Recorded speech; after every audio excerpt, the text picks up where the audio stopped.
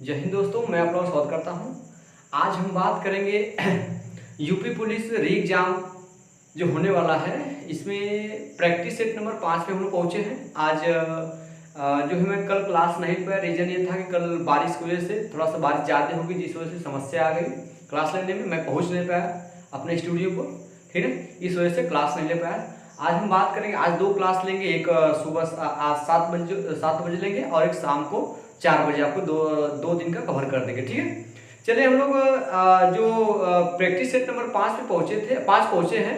आज इसमें पहला सवाल देखिए, आपको स्क्रीन पे दिख रहा होगा, ठीक है ना। दिख रहा है आपको इसमें? ये जो पहला सवाल आपका स्क्रीन पे दिख रहा है, मैं इसको एक बार पढ़ दे रहा हूँ, आप लोग स्क्रीन पे देख लीजिए एक बार, ठीक है। देखिए पहला सवाल समझिए कि एक प्लेट का विक्रय मूल्य उसके क्रय मूल्य का 140% है। समझ रहे हैं कि एक प्लेट का जो विक्रय मूल्य, कौन सा मूल्य? विक्रय मूल्य मतलब सेलिंग प्राइस। विक्रय मूल्य उसके क्रय मूल्य का जिसके साथ का के की सात से सी लगता है, वो हमेशा कहाँ होता है? नीचे। अगर आप मेरा वीडियो लगातार देखते आ रहे हो तो आपको का के की और सात से सी का मतलब मैं बता रहा, ये शब्द जहां जुड़ते हैं वो नीचे होता है, हर में होता है, ठीक है। तो एक प्लेट का विक्रय मूल्य उसके क्रय मूल्य का 140% है।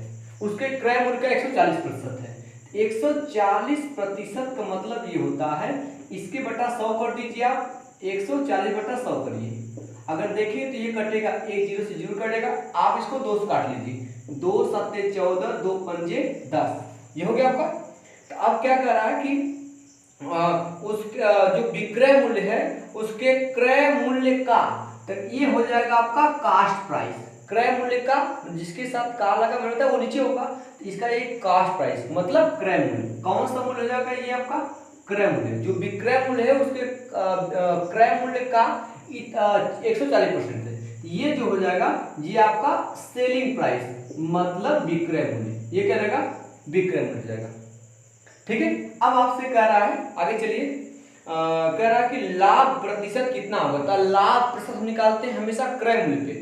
लाभ प्रतिशत हम लोग किसको निकालते हैं? हमेशा क्रय मूल्य पे निकालते हैं। तो क्रय मूल्य पे 5 मतलब कोई चीज 5 रुपए की है, क्रय मूल्य मतलब 5 रुपए हम लोग खरीदे मान लीजिए, और सेल कितने सेल कर रहे हैं हम लोग? 7 रुपए को। मुझे फायदा कितना होगा? 2 का फायदा हो रहा है। कितना पर मुझे 2 का फायदा हो रहा है? 5 पर, क्योंकि नीचे हमेशा क्रय मूल्य लिखते हैं।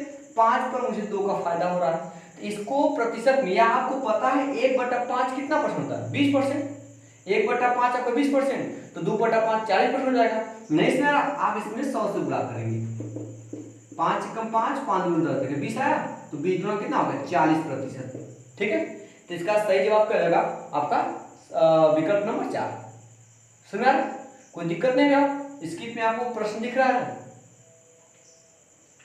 समय बचाने के लिए थोड़ा समय बच जाएगा आप लोगों का, और मेरा भी समय बच जाएगा, ठीक है। चलिए हम लोग चलेगा। आप देखिए, अब आपका जो है अगला प्रश्न देखते हैं हम लोग। इसको रेज कर दें, इसकी साथ नहीं लेना आपको, चलेगा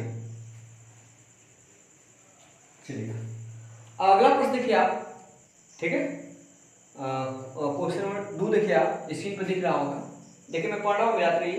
एक बेलन की ऊंचाई, ठीक है, एक बेलन की ऊंचाई 10 सेमी और वक्र पृष्ठीय क्षेत्रफल, ठीक है, 1320 सेमी स्क्वायर है। इस बेलन का आयतन क्या है? आपको आयतन निकालना, तो आपको बेलन के बारे में बताना चाहिए, ठीक है। तो बेलन होता है, अगर बेलन के आयतन की बात करेंगे तो बेलन का आयतन होता है पाई आर स्क्वायर एच। एक डाटा और दिया है, उसमें कह रहा है कि बेलन का वक्र पृष्ठ मतलब पृष्ठीय क्षेत्रफल, तो होता है 2 पाई आर एच। ये बेलन का वक्र पृष्ठ होता है। जबकि आपको प्रश्न में दिया गया एक बेलन की ऊंचाई 10 सेमी है, हाइट आपको दिया गया है, हाइट 10 सेमी दिया गया, क्लियर हुआ? हाइट दिया गया है और आप निकालेंगे त्रिज्या, तब जाके आप आयतन निकाल पाएंगे, ठीक है।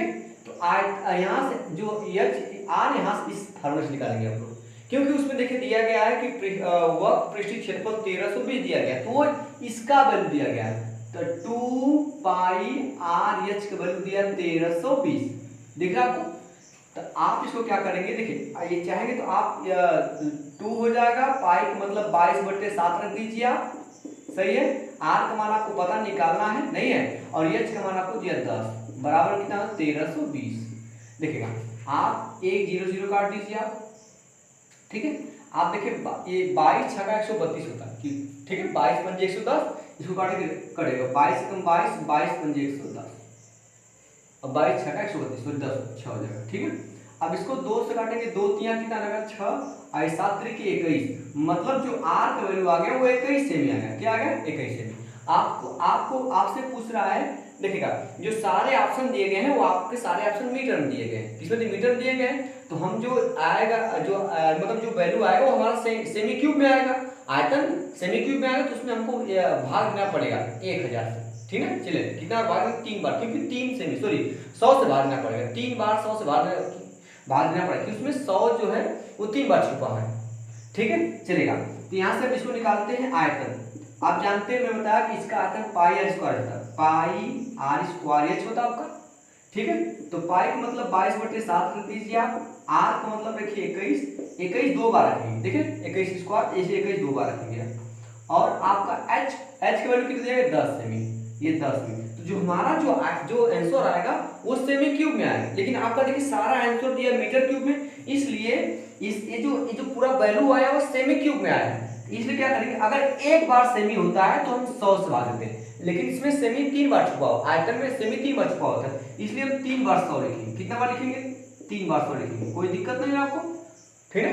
चलेगा तो हम क्या करेंगे 7 एकम 7, 7 3 कितना 21। आप कुछ करने बहुत एक 0 से 0 काटेंगे और 0 मत छुइए, ठीक है। ये 22 है, दिख रहा आपको, ये 22 किया कि 66 हो जाएगा, या आप किसी तरह से किसमें गुणा कर लीजिए आप, 22 से 66, अब 66 अब गुणा करना 21 में, ठीक है। आप गुणा कर सकते हैं, ठीक है।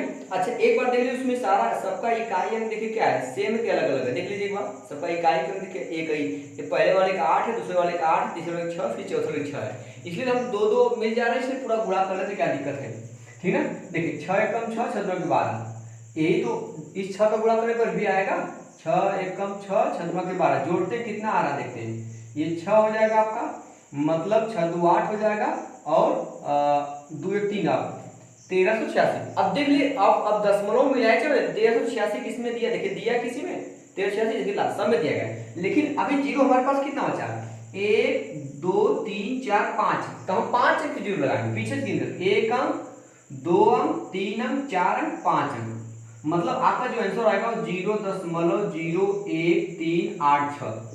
कौन सा विकल्प मैच कर रहा है आप देख लीजिए, ठीक है। विकल्प नंबर आपका चौथा मैच कर रहा है, ठीक है, क्योंकि दशमलव बाद 1 0 है, तो मिला आपका ये वाला, ये आपका आंसर हो जाएगा, ठीक है। चलिए इसको चलिए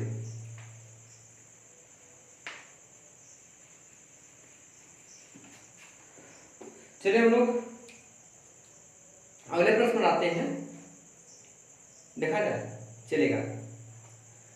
देखिए प्रश्न दिया गया है, प्रश्न नंबर 3 देखिएगा, स्क्रीन पे दिख रहा होगा आप लोगों को, ठीक है। कह रहा कि यदि एक समांतर चतुर्भुज का क्षेत्रफल, ठीक है, यदि एक समांतर चतुर्भुज क्षेत्रफल 508 मीटर स्क्वायर, सही है, और उसका आधार 40 मीटर है, तो समांतर चतुर्भुज की संगत ऊंचाई कितनी, ऊंचाई निकालना आपको, ठीक है। देखिए पहले तो हमको फॉर्मूला पता होना चाहिए कि समांतर चतुर्भुज क्षेत्रफल सूत्र क्या होता है, समांतर चतुर्भुज का जो क्षेत्रफल होता है, ठीक है, वो होता है आधार गुणित ऊंचाई। अब आधार का देखिए, ये मेरा सबसे फेवरेट चतुर्भुज है, ये समांतर बिल्कुल ठीक है बर्फी की तरह होता है, ये समांतर चतुर्भुज है, ठीक है। और यहाँ से क्या होता है, देखिए ये यहाँ से इसको लंब डालेंगे तो ये हाइट हो जाएगा, या जिस पर लंब है वो आधार हो जाएगा, मेरी बात समझ आपको। तो ये इसका पूरे का क्षेत्रफल दिया गया, मतलब इसका वैल्यू दिया गया है, दिया कितना देखिए, इसका वैल्यू दिया गया 508 दिया गया है। अब उसमें दिया गया है यदि आधार मतलब दिया है 40 गुणते, आपसे ऊंचाई पूछा है, तो आप ऊंचाई को रख दी, ऊंचाई ये जब 4 आएगा तो 4 ये 0 से सॉरी 0 जाएगा, सॉरी 0 नीचे आएगा तो हो जाएगा 508 बटे कितना हो जाएगा 40, उधर आपका ऊंचाई बच जाएगा, ठीक है। हम क्या करेंगे, आप 0 0 मतलब 40 मतलब 40 4 गुणित 10, 40 मतलब 4 गुणा कितना होता है, 10 होता है, 4 गुणा 10 होता है। इसमें 10 का भाग दे दीजिए, क्योंकि 10 से भाग तो एक अंक पे ढूंढ लग जाएगा, तो ऊपर हो जाएगा 50.8। अब 4 से आसानी भाग दे सकते हैं, देख सकते हैं। देखिए क्योंकि जो आपका 50 का चौथाई जानते हैं वो कितना होता है, 50 का चौथाई 12.5 हो जाएगा, ठीक है। आप 12.5 लिखिए, लेकिन इसे काट लीजिए थोड़ा सा। तो देखिए 4 एकम 4 बचेगा आपका एक जाएगा, कितना आपका हो जाएगा 10, तो 4 दूना के 8, बचा कितना आपका 2 बचा, 2 4 में 2 बचा, 2 जाएगा वहां पे 28, 4 से कितना 28 हो जाएगा, लेकिन 12.5 को अधिक आएगा का से आपका 12.7 आ जाएगा मीटर। देखिए कौन सा विकल्प मैच कर रहा है आपका विकल्प नंबर 3 मैच कर रहा है, ठीक है। आपका विकल्प नंबर 3 आपका क्या है, सही हो जाएगा। चले हम लोग चलेगा, ठीक है। अगले प्रश्न हम लोग आते हैं, ध्यान दीजिएगा।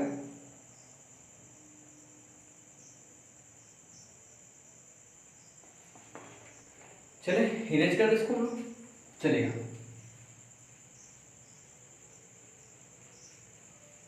अगला प्रश्न देखिए आपको क्या दिया गया है, कह रहा है कि प्रश्न आपको दिख रहा है स्क्रीन पे, चले।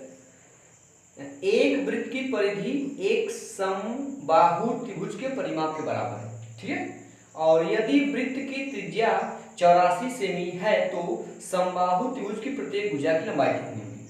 सबसे पहले एक वृत्त की परिधि जो है, वृत्त की परिधि समबाहु त्रिभुज के परिमाप के बराबर है।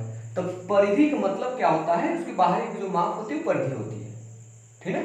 एक त्रिभुज की परिधि, परिधि का मतलब परिमाप हो जाएगा, मतलब आपको दिया कि जो त्रिभुज का परिमाप है, त्रिभुज का परिमाप किसके बराबर है, जो त्रिभुज का परिमाप है वो समबाहु त्रिभुज के परिमाप के बराबर है, बराबर समबाहु त्रिभुज का परिमाप, समबाहु त्रिभुज का परिमाप, ठीक है। ये दिख रहा है आपको परिमाप, चलो।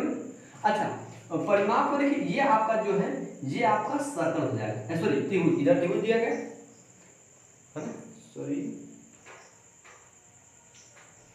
वृत्त की दिया यहाँ पे, सॉरी यहाँ दिया वृत्त दिया है, वृत्त की परिधि, सॉरी प्रस्थान देखने पर वृत्त की परिधि, वृत्त की जो परिधि है, वृत्त का परिमाप, परिधि में का परिमाप वो समबाहु त्रिभुज के परिमाप के बराबर है। तो ये आपका जो सर्कल है इसका जो परिमाप है वे समबाहु त्रिभुज के परिमाप के बराबर होता है।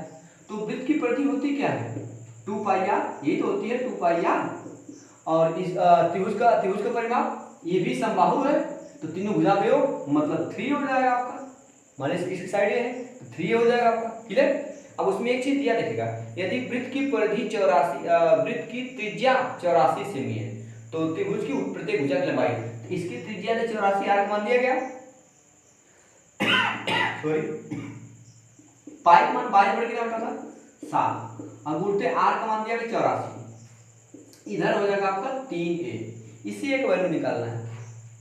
देखिएगा आप चाहेंगे तो ये 3 नीचे आएगा, काटेगा इसे, 3 एकम 3 होता है 28 के 84, 28 जाएगा, 7 का दे, 7 एकम 7 काम खत्म हो जाएगा, 7 चौक 28, अब गुणा कर दे 4 गुना के 8, ठीक है, 8 गुणा के 8 गुना के 16, फिर 8 गुना के 16 176 सेमी, जो तो जो समबाहु त्रिभुज की उसकी भुजा की लंबाई कितनी 176 सेमी मिलेगी। तो आपका विकल्प नंबर देखिए कौन मिला, विकल्प नंबर कौन मिला, दूसरा मिला, विकल्प दूसरा आपका सही हो जाएगा, ठीक है। ये आपका प्रश्न है, थोड़ा सा एडवांस इसमें मैथ दिया गया है और इस बार हम इसका पैटर्न बदले, इसलिए मैं अलग अलग प्रकार के प्रश्न लेकर के आया हूँ, ठीक है। क्योंकि जो एग्जामिनर है वो इस बार निश्चित है कि पैटर्न चेंज करने वाला है इस बार, क्योंकि इस बार हो सकता है कि पेपर हार्ड भी बने, और या तो जिस क्षेत्र में सभी टीचर सोच रहे हो उस क्षेत्र को छोड़कर किसी और क्षेत्र से प्रश्न उठाए, ठीक है। ये दोनों बात संभावनाएं हो सकती है, इसलिए मैं प्रयास कर रहा हूँ कि जो चीज़ें टीचर छोड़ उस चीज़ को कवर कर दिया जाए, ठीक है। सब प्रतिशत अनुपात लाभ हानि सब चल रहे हैं सभी टीचर लेकर के, लेकिन हो सकता है इस बार पैटर्न में कुछ बदलाव किया जाए, आपको बदलाव देखने को मिले, ठीक है, ताकि इस बार जो पेपर हो सकता है थोड़ा कठिनाई के साथ, पेपर से और आपका सामना जब हो थोड़ा समस्या आपके उत्पन्न हो, लेकिन समस्या उत्पन्न न हो इसीलिए ये क्लास आपको प्रोवाइड किया जा रहा है, ठीक है, चलेगा।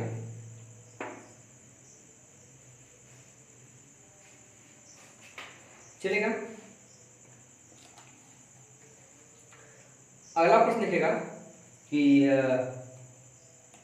कह रहा तीन संख्याओं का अनुपात, दिख रहा, अरे आज गर्मी भी ज्यादा है। तीन संख्याओं का अनुपात एक संबंधी 1/4 संबंधी, देखिए 5/6 संबंधी 3। तो जो तीन संख्या मान लीजिए ये आपकी ए है, ये बी है, ये सी है, इनका अनुपात दिया गया है 1/4 अनुपात 5/6 अनुपात 1/3 ये दिया गया है। तब पहले इस चीज को आप क्या करेंगे, सिंपल में बदलेंगे क्योंकि ये भिन्नात्मक रूप है। इस भिन्नात्मक रूप में अनुपात नहीं होना चाहिएगा, इसको मुझे सिंपल बदलेंगे। बदलने करना क्या पड़ेगा, जो 4, 6, 3 इसका लसक निकालिए, उसे गुणा करिए 4, 6, 3। लसक मतलब ऐसी संख्या जो इन तीनों से कट जाए। इसमें सबसे बड़ी संख्या कौन है, 6।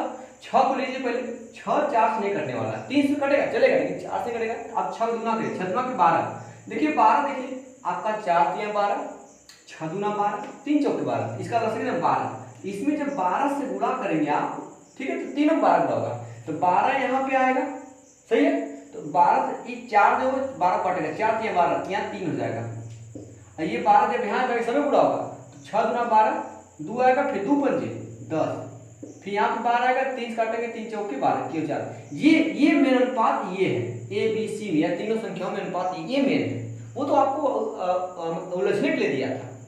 आगे देखिएगा, फिर क्या कर रहा है, आपसे कह रहा है कि यदि इन संख्याओं का योग 68 हो, इन संख्याओं को 68 दिया गया हो, तो पहली संख्या के 1/3 का मान गिरे। तो पहली संख्या आपको 3 का मान निकालना है, ठीक है। इन संख्याओं का योग जोड़ लीजिए, 3 और 10, 13, 13 4 17।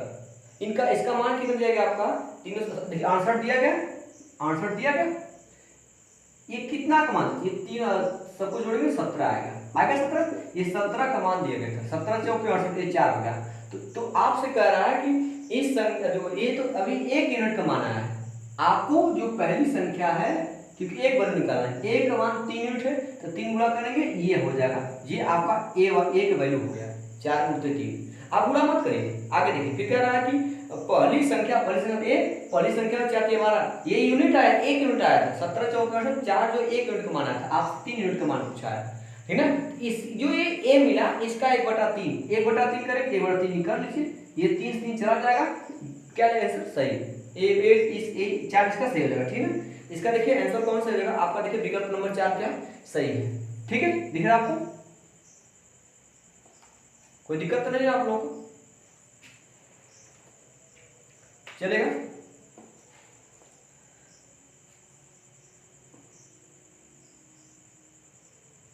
चलिए हम लोग अगले प्रश्न पर,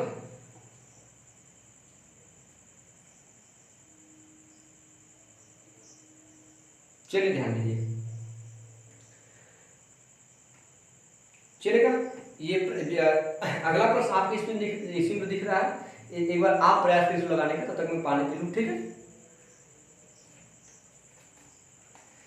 देख लीजिए फिर से,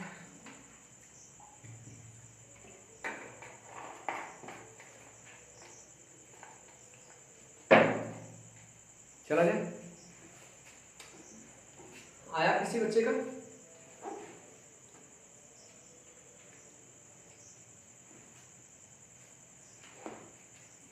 फिर मैं इसको इरेज कर दूं, चला जाए, हुआ किसी का। चलिए देखते हैं, दिया गया कि 4% प्रश्न आपको दिख रहा होगा, ठीक है। 4% की वार्षिक सालाना ब्याज पर उधार दी गई राशि, बता, जो उधार दी गई राशि 4% दी गई है। 13,000 रुपए की धनराशि कितने समय में, मूल धनराशि मतलब है 13,000 रुपए की धनराशि कितने समय में 13,780 रुपये हो जाएगी। आप समझेगा, कोई धनराशि पी प्रिंसिपल है 13,000, कितना आपका 13,000 है, आपसे 13,000 रुपये आप या किसी को दिए या आप किसी से लिए 4% पर, कितना 4। तो ये राशि कितने समय में, समझ आपको, ये राशि कितने समय में 13,780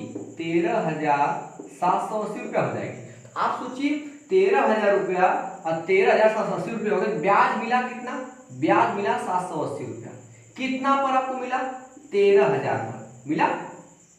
इसको पहले परसेंट, हमको कुल टोटल ब्याज कितना मिला है, ठीक है। तो इसमें हम 100 से गुणा करेंगे। आप देखिएगा 1 0 2 0 3 0 1 2 3, 13 कम 13 13 6 78 है ना, मतलब 6% ब्याज टोटल हमें 6% ब्याज मिला है। आपको पता है एक साल का 4%, एक साल का 4%, तो हम 4% भाग देते उतना साल आ जाएगा। तो 4 से लगभग देखिए 4 एकम 4 काम खत्म हो जाएगा, तो 4 एकम 4 खत्म, बचा आपका 2, 4 पंजे 20, मतलब 1.5 वर्ष का समय लगा। क्योंकि पहले साल 4% लग जाएगा, फिर अगले साल हमको 2% और मिलेगा, तभी तो उतना हो जाएगा। तो आपका लगभग 1.5 वर्ष लगेगा। विकल्प आपका दिया गया है 1.5 वर्ष, मतलब देखिए पहला दिया है 1.5 वर्ष मतलब 1 साल 6 माह, यहाँ पे 50 5 में 6 माह हो जाएगा। इसका विकल्प नंबर पहला सही हो जाएगा, कोई दिक्कत नहीं है। एक बार फिर समझ लीजिएगा, कोई धनराशि में 13,000 रुपये की धनराशि है, वो 13,778 रुपये हो गई। तो हमें पता करें टोटल, हमें टोटल जो ब्याज कितना मिला, कितना परसेंट ब्याज मिला है। तो हमें तो 780 रुपये ब्याज मिला, कितने में 13,000 रुपये। तो मैंने 100 से गुणा किया ताकि परसेंटेज बदले, 100 से मैंने गुणा कर दिया, ऊपर 3 0 नीचे 3 0 खत्म, 13 6 78 आया, हमें 6% टोटल ब्याज मिला है। तो एक साल तो हमें 4% देना पड़ेगा, 2% मतलब उसका आधा साल, तो 6 महीना और हो जाएगा, तो 1 साल 6 माह को ब्याज मिलेगा। विकल्प नंबर आपको देखिए कौन सही, पहला ही सही विकल्प, ठीक। कोई दिक्कत नहीं है आप लोगों को, एक बार जरूर कमेंट बॉक्स में कमेंट किया करिए आप लोग।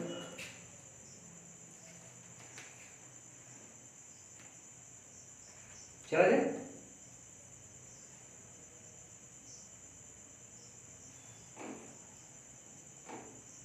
हो गया नोट आप लोगों का।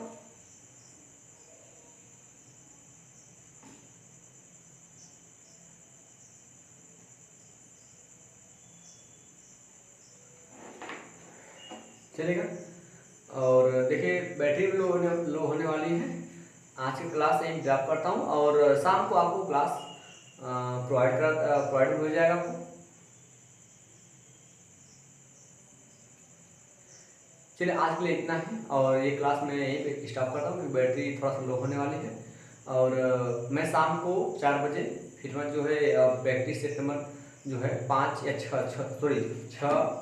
अपलोड कर दूँ, एक बार जरूर आप देख लीजिएगा, ठीक है। आज के लिए इतना ही, ठीक है, धन्यवाद।